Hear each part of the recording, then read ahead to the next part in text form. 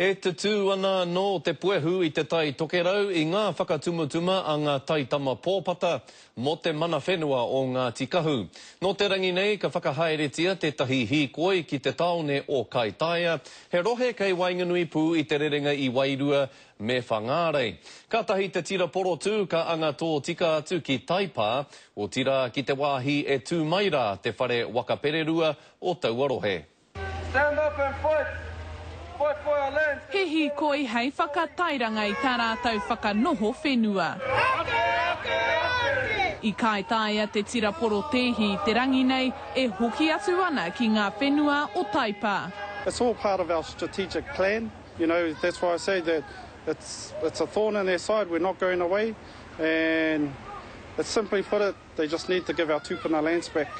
Iwe he mai ngā kaiwhakahe I te whenua I tērā praere, I taua wiki hoki I tutu ai te puehu I wainga I a rātau me te kaunihera ārohe, ngā kaipupuri I te mana o te whenua I tēnei wā.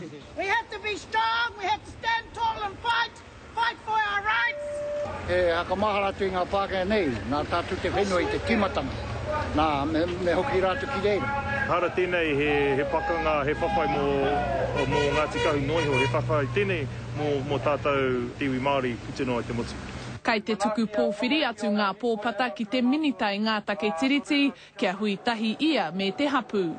We want a clear message out to Chris Finlayson, those bureaucrats down in Parliament, to get their asses up here, because we're tired of it, because our people are angry, so they want him to come up here and hui.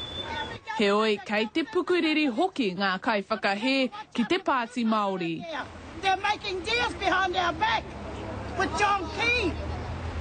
The only one that we can trust is Hone Harawera. Ko te tikanga no te ahiahi tonu nei I hoki atu anō ai ngā kaiwhakahe ki runga I ngā whenua o Taipā, kaore te mārama I tēnei wā e hia te roa e noho atu ai rātau ki reira. Mikey Sherman, Te Karere.